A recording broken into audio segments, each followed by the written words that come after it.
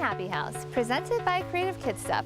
I'm back with Alexis Thompson, and we are cooking up pure goodness in 9x13. And then we're going microgreen. I'm back at Tonkadale Greenhouse with Jesse, learning all about these delicious plants. And finally, we are making our own hovercrafts with our friend Liz Heineke. Stay tuned. Hi, I'm Happi. I learned early on things are much easier with a little help. I also have a few tricks of my own to share. It's go time, people. Welcome to the Happy House, presented by Creative Kid Stuff.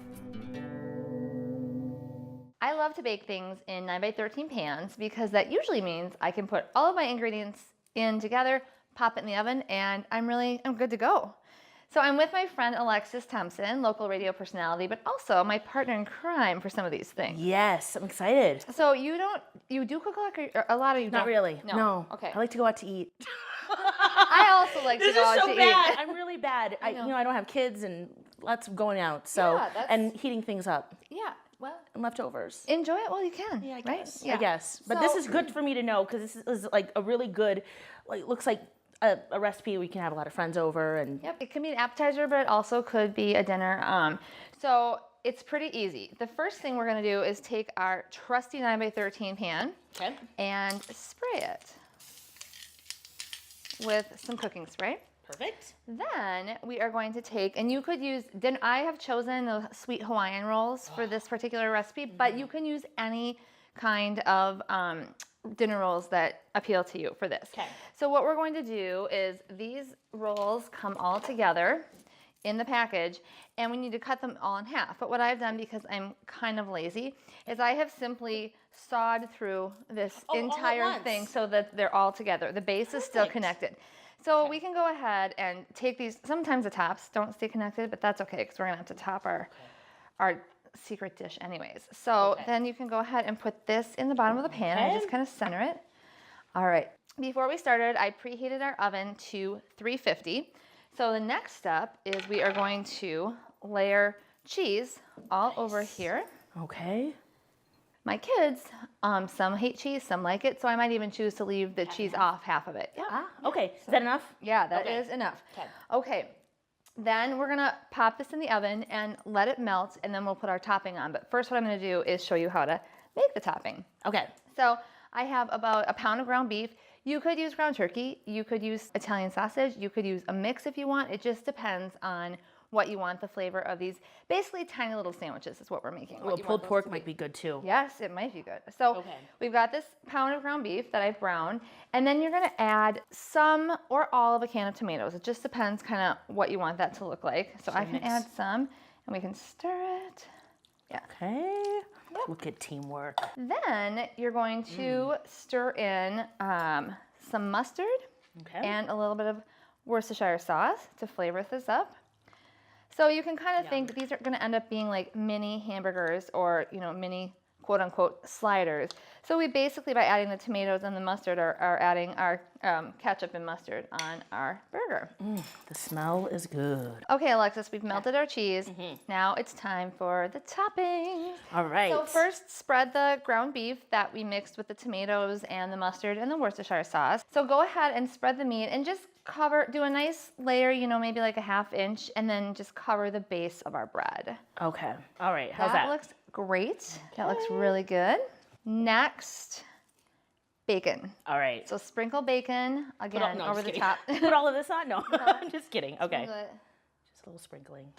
Okay. How's that? That looks great. All right. All right. Then more cheese, please. Of course. Of course. Yum. Yeah, my husband's more the chef at my house. Kind of like I won't learn how to turn on the lawnmower or the grill because I don't want to. Then that would mean See, I'll mow the lawn any day. Yeah, well. Okay. How's that? Perfect. Okay. It's awesome. Now we're going to cover the tops of our sandwiches with our little buns. The final step is we're going to use the microwave to melt down our butter, brown sugar, adding the mustard and the Worcestershire sauce to create the glaze that goes over the top. That's the last step. Then we pop it in the oven at 350 just until it's heated thoroughly. Okay. Alexis, I have one more trick with a 9x13 I want to show you. Okay. All right. Okay, Alexis. My family loves tacos, and we like hard shell tacos. So you know how you have to bake the shell, and then by the time you get them to the table and you go to put your meat in, they've cooled off? Well, you don't just take them out of the box and put the Meat in it? you just put them out and you put You heat them up. what? What? Okay. Why? On the package of hard shell tacos, it gives That's instructions. I don't read instructions. So yes, I will Okay. tell you that once you heat them up, they taste so much better. But again, they cool off by the time they get to the table. So 'Kay. here is my brilliant idea. Okay. We are going to fill all these shells and then also put the cheese on top. Okay. And then we are going to bake them according to the package instructions. And then when they come out of the oven, they are ready to roll, and people can just add their cold toppings. Cool. Okay, so this is right out of the box. This is out of the box. Okay. I just laid them up in this 9x13, and let's start filling them up with meat. Let's do it.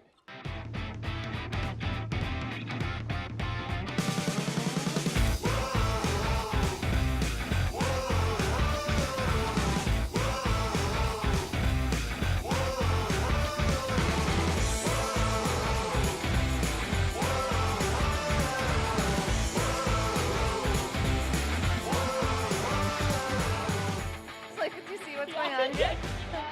Okay. Cheers. Cheers. So good. What a different section. So yummy. Who knew? Who knew? To learn more about The Happy House, visit thehappyhouse.com and be sure to follow us on Facebook and Instagram. Coming up next on The Happy House, presented by Creative Kid Stuff, I'm back at Tonkadale Greenhouse with Jessie, learning all about microgreens.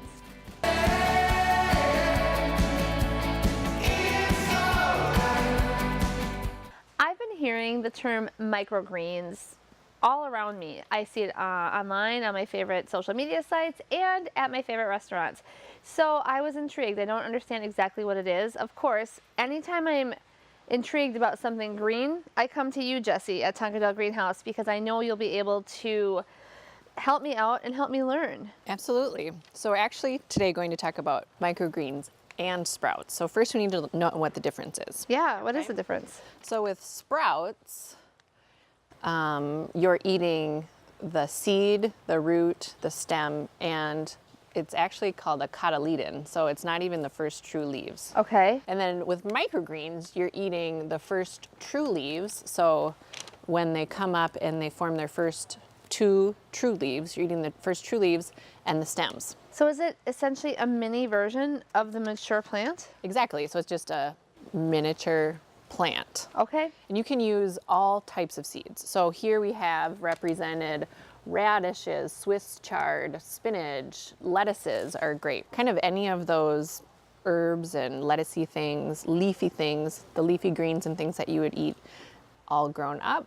You can eat them as minis. And actually, microgreens and sprouts have like a ton of concentrated vitamins and nutrients, up to like 40% of the actual vegetable or, resulting food product. Yes. How is this different from seed starting? Is it the same? Or? It's not that much different. Okay. It's a quicker process. So you're not growing something to transplant outdoors, you're growing something to cut and eat right there in your home. All right, tell me how I get started. So do you want to start with sprouts or microgreens? I Which want to one? start with microgreens. Okay, so let's push these babies aside. We'll do that in a bit here. So you can start with a low plastic tray of some sort. This is just something random I came up with.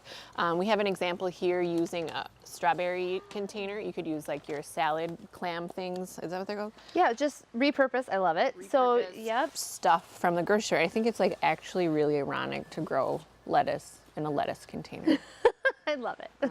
We're going to plant 3 different types of greens in our container. And I've chosen some different sized seeds because I think it's also really fun, especially for kids, to see what the seeds of the food that they eat looks like. Yes. So we have peas here, and those obviously look like peas, Yes. right? This is basil, and I've mixed up both a green and a purple basil.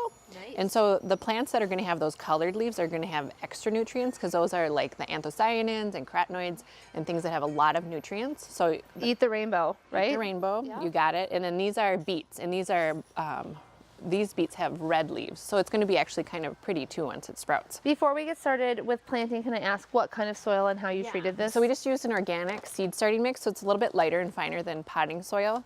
And I just filled the container all the way to the top, and I did wet it down already, so we're already feels halfway moist. there. It's Yes. moist, Yes. moistened, Yes. okay?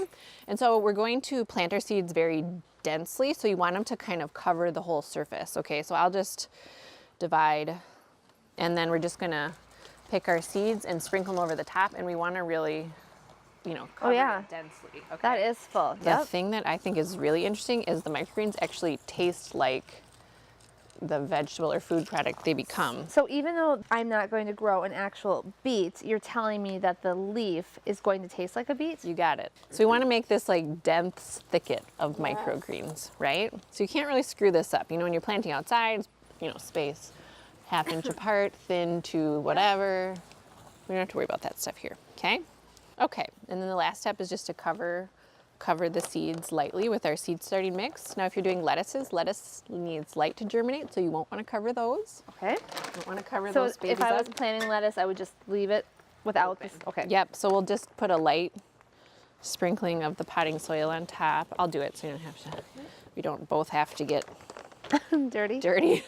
I usually have gloves. What was I thinking? Okay, so Okay. just a light covering. That might be a little thick, but that's okay. And then we'll Spritz it with water. give it a little spray, spray, spray. Get it nice and damp. And then the final step is to cover it with some saran wrap, or if this has a lid, you can shut the lid. And we're going to cover it for a couple of days until the seeds start to germinate. So that means they popped out of the seed and you can start to see a little green on top of the surface. So cover it for a couple days. Then as soon as I see green, I unwrap it. Take it off, yep. Here's the question of the day. How do you cut this? Well, this is the Costco special. You just, Did you see that? I always learn so many great new things when I come here. I know, it's just unbelievable. So we'll cover it like that. All right. And then when they germinate, we'll uncover this, like we have uncovered these here. And see, even these, you can see they still have the little seed Yes. on top of them. So these aren't even their first true leaves. When that seed thing goes away and you see 2 leaves, that's when it's time to harvest. So now, Harvesting. So is that trimming them, or how do I do that? yeah, you would cut them down and rinse them off, clean them like you would clean lettuce, something like that. And so we have an assortment of microgreens here that I'm going to ask you to try, and guess what they are. Okay. Based on the taste. Quiz time. I'm what going we to try this. All right, ready? Yes, do try that one. I'm smelling it first. I know I'm not going to be able to guess what these are. I think you might. Is that a green bean? It's a pea? Yes. You were close though, beans. I know, it's, yeah. Okay. I don't eat a lot of peas in my real life, but I actually would eat this over a pea. All right, then this one. Okay. Eating that one leaf is like eating 40 peas. 40 peas? Well, not 40 probab- peas in not this one really. leaf.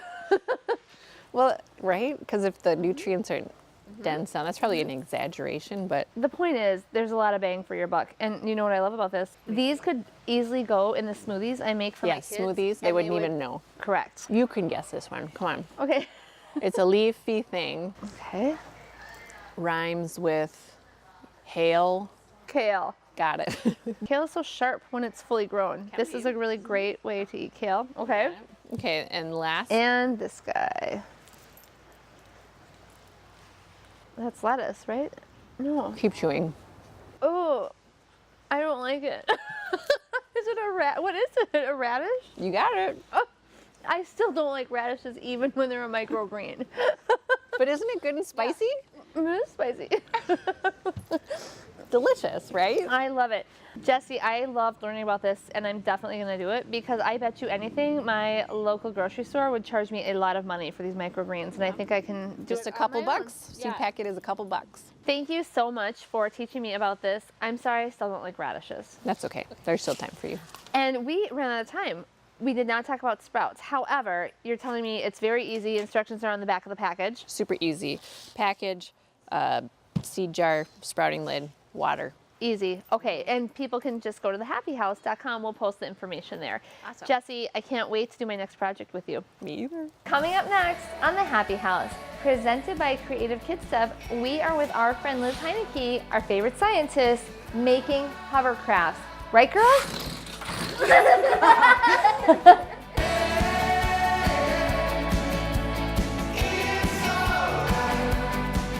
We are back with our favorite scientist, Liz Heineke, author of Kitchen Science Lab for Kids and also Outdoor Science Lab. Yeah, I've got 2 books now.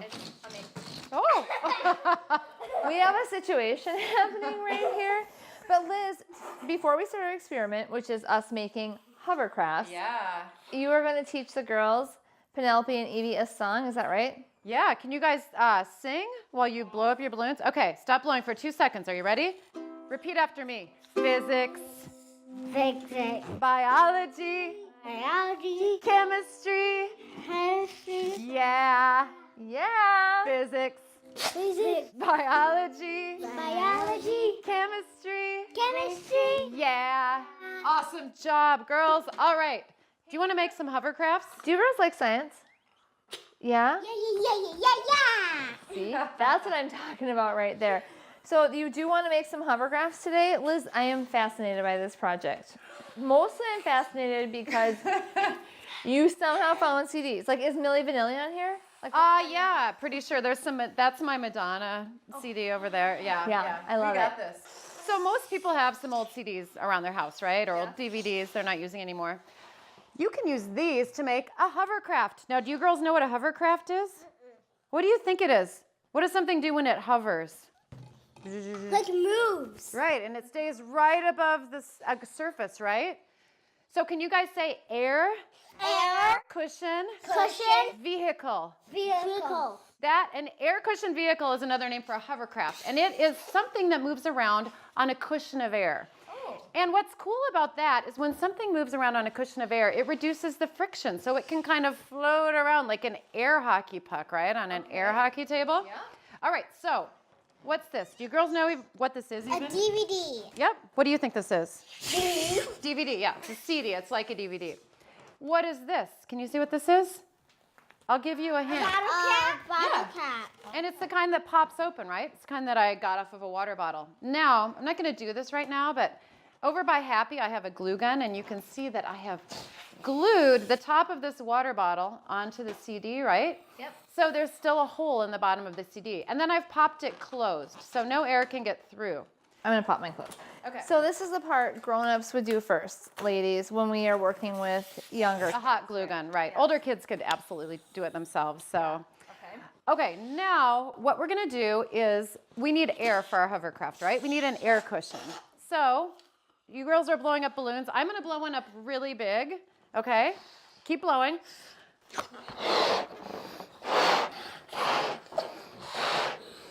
It's sticking to my finger. I just tied it around my finger, and it's sticking. Okay, so I'm gonna keep this closed, right? And I'm gonna put my balloon over the nozzle of this water bottle. See how that happens? Now, girls, what happens if you let go of your balloons? Let go and see what happens. What came out of your balloons when you let go? Air. And if the air goes this way, what direction did the balloons go? The opposite way, right? So when I Air open... pushes it away. Exactly. They push in opposite directions. Because it has power to blow. That's right. And it's a law of physics, right? If you push something and... Fit, it just gets bigger and bigger. The balloon is stretchy, so that's why it can get bigger and bigger when you blow more air. Right, from the air pressure. You are super smart. Okay, so if I open this up, if I open this bottle cap up, the air is going to blow out that way, right? So that's going to push the balloon this way. Only something's weighing it down, right? The CD is weighing it down. So the balloon's not going to be able to go up like that. Oops. It's going to go kind of around. Yeah, so I'm going to move this stuff. Now, like, friction is when something rubs against something else, right? And that slows it down. But we're going to have a cushion of air, so there's going to be less friction. So are you guys ready? 1, 2, 3. I'm going to open this up. Look at that. Happi, can you give that a little push? Isn't that cool? Oh, we lost it. Okay, but we have more. Okay, can you help me push this one? 1. Okay, we're going to open it up. I'm going to push the balloon way down on it. 1, 2, 3. Okay, give it a little push over to Happi. And you can sometimes they kind of flop over, but you can push the top of the balloon up. You can see how it moves. But can you see how it sort of floats across the countertop? Can you girls see how there's like a little bit of There's a tiny cushion of air under there. Okay, I think this is gonna be our best one yet. Okay, let's count to 3. 1, 2, 3. Okay, here it goes. Look at that. Oh, that's a good one. Are we gonna lose it? I think we're gonna, oh, Happy saved it. So, can you see it floating around on the countertop? You wanna give it a little push? All right, so let's say it one more time. Air, cushion, vehicle. Good job, girls. This was lots of fun, as it always is. These two amazing scientists, right? And excellent blower uppers of balloons. Correct. I think they're going to be tired after. I think so too. You want to let them go one more time? Ready? Let it go. Are your girls ready? Hey, let's go. I'm not ready. Okay. Okay. And we're out. That was a good one. Again. To find out the full details on the experiment we've done today and many, many others, visit kitchenpantryscientist.com. Thanks, Liz. Thank you. Are you going to do it again? Wait until the mic pops. Keep going.